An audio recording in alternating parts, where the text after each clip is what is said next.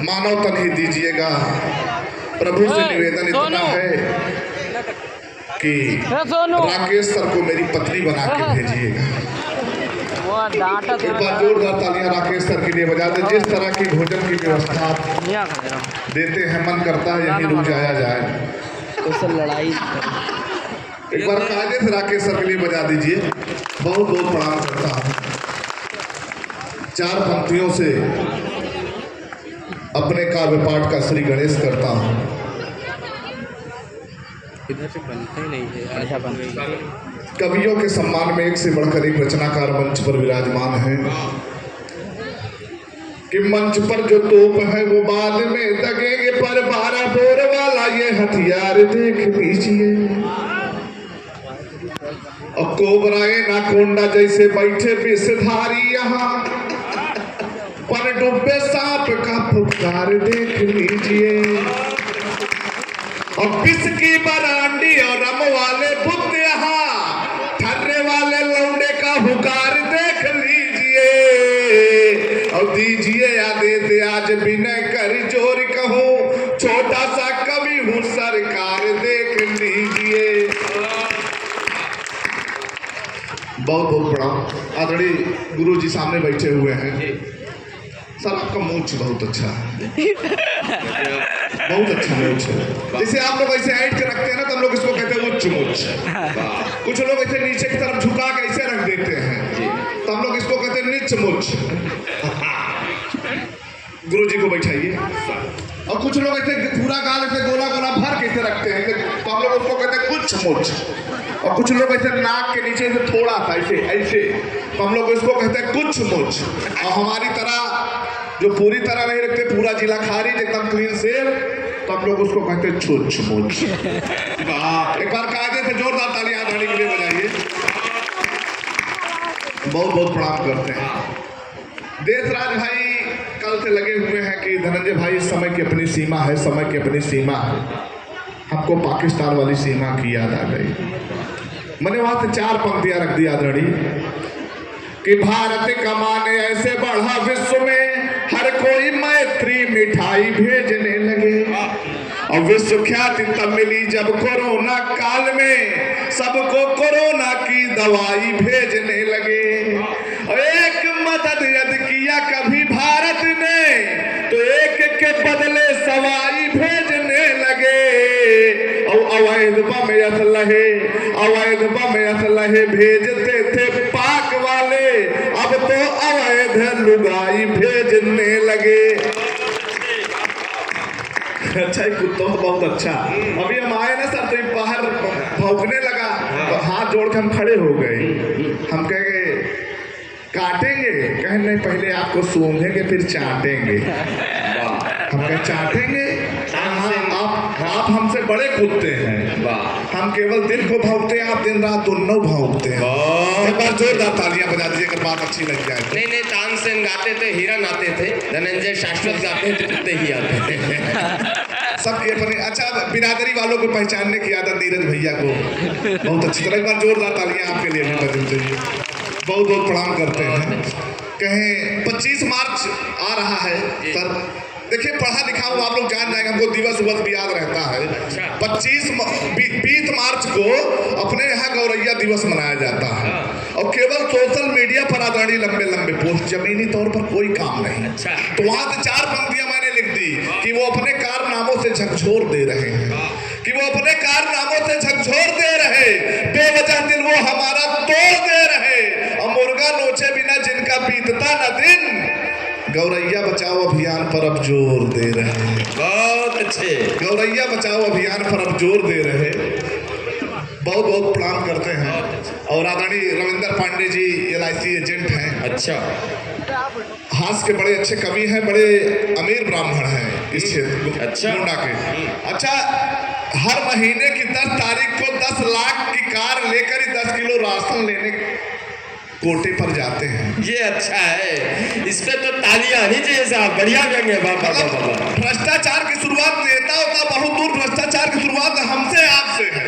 मैंने वहां से 4 पंक्तियां लिख दी कि जुगाड़ वाली ढूंढ वो हर राह ले रहे हैं। अच्छा है, जुगाड़ वाली ढूंढ वो हर राह ले रहे हैं, कार से जा राशन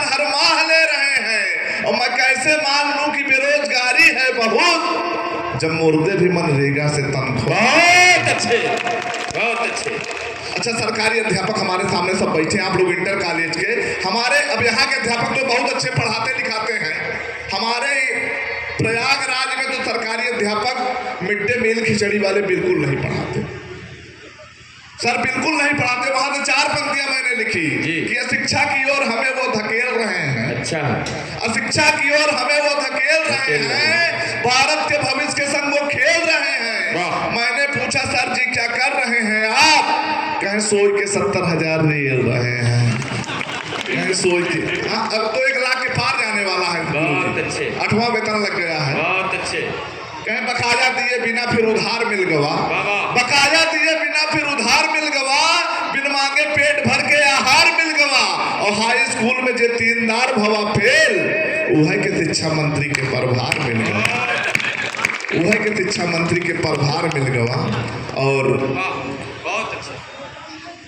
पत्नी पीड़ित पुरुष हमारे मंच पर देशराज मधुसूदन जी कहें सेवा से भर। भी हम प्रयागराज कभी हम लोग तो समय पे आ गए, अगर इनकी बीपी न हो, हम अच्छी तरह जानते हैं। एक बार वो मायके गई थी, समय पर नहीं आ पाई, तो वहां से 4 पंक्तियां मैंने लिखने का प्रयास किया कि सेवा से भले खुश हैं पर अब रूठती नहीं, पर ये न मान लेना इन्हें कूटती नहीं।